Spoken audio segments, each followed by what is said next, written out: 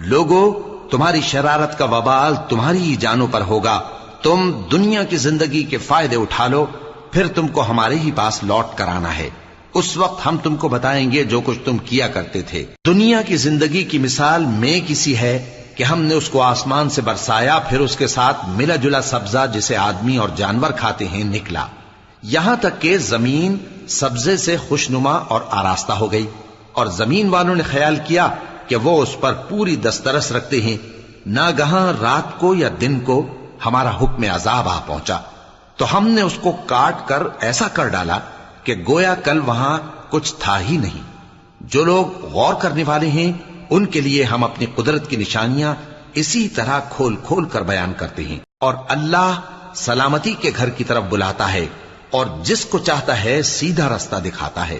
جن لوگوں نے نیکوکاری کی ان کے لیے بھلائی ہے اور مزید اور بھی